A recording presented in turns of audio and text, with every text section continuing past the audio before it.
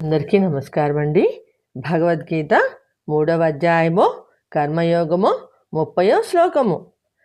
మయి సర్వాణి కర్మాణి సన్యస్యాధ్యాత్మచేతసా నిరాశీర్నిర్మమో భూత్వా యుధ్యస్వ విగతజ్వరః. 30. మయి సర్వాణి కర్మాణి సన్యస్యాధ్యాత్మచేతసా నిరాశీర్నిర్మమో భూత్వా యుధ్యస్వ విగతజ్వరః. శ్రీకృష్ణ భగవానుడు అర్జునుడితో ఇలా చెప్తున్నారు. ఓ అర్జునా, నీ చిత్తమును పరమాత్మయందు నిలిపి కర్మలను అన్నిటినీ ఆధ్యాత్మ చిత్తంతో ఆ పరమాత్మకు అర్పించి ఆశ, మమకారము, మమత, అనురాగము మొదలగు ఆశాపాశములను వదిలిపెట్టి క్షత్రియ ధర్మమైన యుద్ధము చెయ్యి. అర్జున, పరమాత్మకు అర్పించడము అంటే కృష్ణార్పణమస్తు అన్నామనుకోండి సరిపోతుంది. ఇందులో ఆధ్యాత్మ చేతస అనే పదం వాడారు. అంటే మనసు ఆత్మయందు నిలపాలి. ఆత్మయందు నిలిపిన మనసుతో అంటే భగవంతుని మీద నిలపబడిన మనసుతో అని అర్థం. నిర్మలమైన మనస్సు ఎల్లప్పుడూ భగవంతుని మీద నిలిచి ఉంటుంది అని అర్థం. ఎందుకంటే మానవులు సాధారణంగా ప్రాపంచిక విషయంలోనే ఆలోచిస్తుంటారు, వాటి అందే ప్రవర్తిస్తుంటారు, ఎన్నో విషయాలను చూస్తుంటారు, వింటుంటారు, తాకుతూ ఉంటారు, వాటి యందు ఆసక్తి కలిగి ఉంటారు. అటువంటి మనస్సును పరమాత్మ యందు నిలపటము చాలా కష్టం. మనసు ప్రాపంచిక విషయములలో లీనం కావడం వలన మలినమైన చిత్తమును ఆధ్యాత్మికమైన చిత్తముగా మార్చడము అంటే మనస్సు భగవంతుని మీద నిలపటము, మనస్సును నిగ్రహించటము ప్రతి సాధకుడి కర్తవ్యం. మరి కాబట్టి ప్రతిరోజు కొంచెం సేపైనా ప్రాపంచిక విషయములన్నిటినీ వదిలిపెట్టి భగవంతుని ముందు కూర్చొని కళ్ళు మూసుకొని మన మనస్సును నిగ్రహించి భగవంతుని మీద నిలపటము ప్రతి మానవుని కర్తవ్యము. ఎల్లప్పుడూ మనస్సు పరమాత్మ భావంతోనే నిండి ఉండాలి. మమత, మమకారములను, ఆశలను, సంతాపములను దూరంగా ఉంచాలి. దానిని ఆధ్యాత్మ చిత్తము అని అంటారు. సర్వాణి కర్మాణి అనే పదం కూడా వాడారు. అంటే ఏదో ఒక కర్మ అని కాకుండా అన్ని కర్మలను పరమాత్మ పరముగా చేయాలి. అన్ని కర్మలను పరమాత్మకు అర్పించాలి. అంటే కృష్ణార్పణమస్తు అనాలి. మనకి ప్రతి పనిలో ప్రతి విషయంలోనూ కూడా మనము పరమాత్మకు అర్పించడము అంటే ఏమిటి అర్థం అంటే కృష్ణార్పణమస్తు అని అనాలి. నిరాశి నిర్మము అంటే ఆశ లేకుండా, మమత మమకారములు లేకుండా కర్మలు చేయాలి. ఒక్క మాటలో చెప్పాలంటే పరమాత్మ అనే మాట తప్ప మరొక మాటకు మన మనస్సులో చోటు ఉండకూడదు అని భావన. ఎందుకంటే ఈ ప్రపంచంలో ఆత్మ ఒకటే సత్యము, మిగిలినవి అన్నీ అసత్యములు, కల్పితములు, అశ్వరములు. అటువంటి ప్రాపంచిక విషయముల మీద ఎవరైనా ఆశ, మమకారము ఎందుకు ఉంచాలి అని భగవానుడు అడుగుతున్నారు అర్జునుడిని. కాబట్టి మన మనసులలో నుంచి ఆశ, మమకారము బయటకు నెట్టేయాలి. ఇక్కడ మరొక మాట కూడా వాడారు, విగత జ్వరః. జ్వరము అంటే తాపము, సంతాపము. ఎందుకంటే జ్వరం వస్తే మనకు ఒళ్ళు వేడెక్కి తాపం ఎక్కువ అవుతుంది. ఇది పైకి వచ్చే జ్వరము. మరి లోపల జ్వరము అంటే ప్రాపంచిక విషయముల మీద మమకారము, మమత కలిగి వాటికి ఆటంకం కలిగితే తాపం ఎక్కువ అవుతుంది. అటువంటి తాపమును పోగొట్టుకోవాలి. కాబట్టి మానవునికి ఉండవలసిన 4 లక్షణాలు పరమాత్మ చెప్తున్నారు. 1 ఎల్లప్పుడూ ఆధ్యాత్మ చిత్తము కలిగి ఉండటము. 2 నిర్మల చిత్తముతో కర్మలు చేయడము, ఆ కర్మల ఫలితములను పరమాత్మకు అర్పించడము.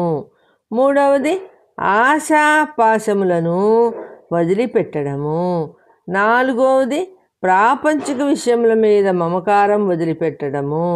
మనలో కలిగిన ఈ ఆశలు, మమత, మమకారాలు అనే జ్వరానికి పైన చెప్పిన 4 గుడికలను సేవిస్తే, మందు గుడికలను సేవిస్తే ఈ ఆశలు, మమత, మమకారాలు అనే జ్వరానికి ఇక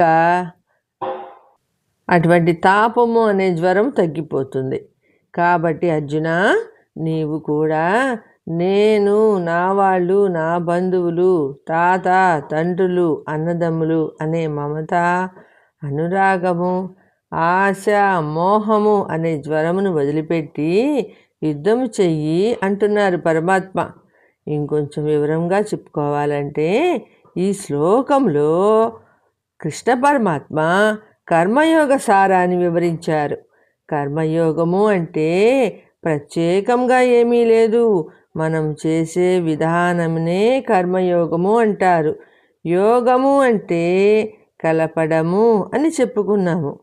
కర్మలను జ్ఞానంతో కలపటము, జ్ఞానయుక్తముగా అంటే విహితంగా చేయవలసిన పద్ధతిలో, చేయవలసిన విధానంలో కర్మలు చేయడము. దానికి మొదటి లక్షణము ఆధ్యాత్మ చేతసుడు అయి ఉండాలి. అంటే వివేకముతో కూడిన బుద్ధి కలిగి ఉండాలి, విచక్షణ జ్ఞానము కలిగి ఉండాలి. ఆధ్యాత్మికముగా ఉన్నతిని సాధించడమే లక్ష్యముగా కలిగి ఉండాలి. అంతేకాని గొప్ప ధనవంతుడు, ఆస్తిపరుడు, గొప్ప వ్యాపారవేత్త కావడం కాదు. శరీరం నిలబడడానికి ఆహారం తీసుకోవాలి, దానికి కర్మ చేయాలి. శరీరముతో శ్రవణము, మననము, ధ్యానము చేయాలి. ఆత్మతత్వాన్ని తెలుసుకోవాలి. దీనినే ఆధ్యాత్మచేతస అని అంటారు. అంతేకాని నాకు, నా పిల్లలకు, వారి సంతానానికి, వారి సంతానానికి సంపాదించడము, కూడబెట్టడము కాదు. ఇది జీవన విధానం కాదు. ఎంతవరకు అవసరమో అంతే సంపాదించుకోవాలి, దొరికిన దానితో తృప్తి చెందాలి అని చెప్పాడు పరమాత్మ. మానవులు ఏ కర్మలు చేసినా దాని ఫలితాన్ని పరమాత్మకు అర్పించాలి. అన్ని కర్మలు పరమాత్మ కోసమే చేయాలి. కర్తృత్వ భావన ఉండకూడదు. నేను ఈ కర్మ చేస్తున్నాను అనే అహంకారము ఉండకూడదు. నీవు సమర్పించినా సమర్పించకపోయినా అన్ని కర్మల ఫలములు భగవంతునికే చెందుతాయి. కానీ మనం అర్పిస్తే మన బరువు తగ్గుతుంది, మనస్సు ప్రశాంతంగా ఉంటుంది. లేకపోతే ఆ కర్మల ఫలములు మన మనసుకి దుఃఖమును కలిగిస్తాయి. ఇదే ఇందులో రహస్యం. ఆశ, మమకారము ప్రతి వాడికి ఉంటాయి. ఆశ లేనివాడు బ్రతకలేడు అని మనందరికీ తెలుసు. కాకపోతే ఆశతో పని చేయాలి, చేసే పని మీద మమకారము ఉండాలి. కానీ ఆ ఆశ, మమకారము శృతిమించకూడదు, పరిమితముగా ఉండాలి. దాని గురించి తాపత్రయపడకూడదు. అందరూ నా మాట వినాలి, నేను చెప్పినట్టు చేయాలి, నేను చేసిన కర్మలకు మంచి ఫలితాలు రావాలి అని అనుకోకూడదు. ఎందుకంటే కోరుకున్న ఫలితాలు రాకపోతే నిరాశ చెందవలసి వస్తుంది. నిర్మమో అంటే మమ అనే భావన లేకుండా కర్మ చేయాలి. మమ అంటే నేనే ఈ పని చేస్తున్నాను, నా వలననే ఈ పని జరుగుతూ ఉంది అనే భావనతో చేయడము. అందుకే కర్మ చెయ్యి, ఆ కర్మను పరమాత్మ పరముగా చెయ్యి. ఆ కర్మ ఫలితము ఆశించకు. సక్సెస్ వస్తే సంతోషపడము, అంతేగాని నా వలనే వచ్చింది అని విర్రవీగవద్దు. ఎందుకంటే ఆ ఫలితము ఏ ఒక్కరిది కాదు, అందరిది. అందరూ కలిసి పనిచేస్తేనే ఆ విజయం దక్కింది అని తెలుసుకోవాలి. ప్రతి మానవుడు తెలుసుకోవాలి పరమాత్మ చెప్పిన విషయాన్ని. తర్వాత మనల్ని పట్టి పీడించేది మరొకటి ఉంది, అదే మానసిక జ్వరము. శరీరానికి జ్వరం వస్తే మందు వేసుకోవచ్చు, మనస్సుకు జ్వరం వస్తే శాంతి ఉండదు. టెన్షను, వర్రీ, కంగారు, ఏం చెయ్యాలో తోచదు, కోపం వస్తుంది. ఇదంతా మానసికంగా ఏదో జరుగుతుంది అనే సూచన. నచ్చని పని చేయడము, చేసిన పని నచ్చకపోవడము, నచ్చిన ఫలితం రాకపోవడము, వచ్చిన ఫలితం నచ్చకపోవడము, ఇలాంటివి మానసిక అశాంతికి కారణాలు. అలా కాకుండా ఈ ఫలితం నాది కాదు, ఏ ఫలితం వచ్చినా అది పరమాత్మ ప్రసాదము అని అనుకుంటే ఎటువంటి అశాంతి ఉండదు. వచ్చిన ఫలితాన్ని పరమాత్మకు అర్పిస్తే ఏ చిక్కు ఉండదు. దానినే విగత జ్వరః అని అన్నారు పరమాత్మ. కాబట్టి నీలో చెలరేగిన ఆశాపాశాలు, మమతా మమకారాలు అనే జ్వరాన్ని విడిచిపెట్టి యుద్ధము చెయ్యి అర్జున అని బోధించారు పరమాత్మ. నెక్స్ట్ 31వ శ్లోకంతో కలుసుకుందామండి. సర్వేజన సుఖినో భవంతు. జై శ్రీమన్నారాయణ. మీరు ఈ భగవద్గీత ఛానల్ని సబ్స్క్రైబ్ చేసుకోండి. మీ బంధుమిత్రులకు ఈ లింక్ షేర్ చేయండి, లైక్ చేయండి, తర్వాత కామెంట్ ఇవ్వండి.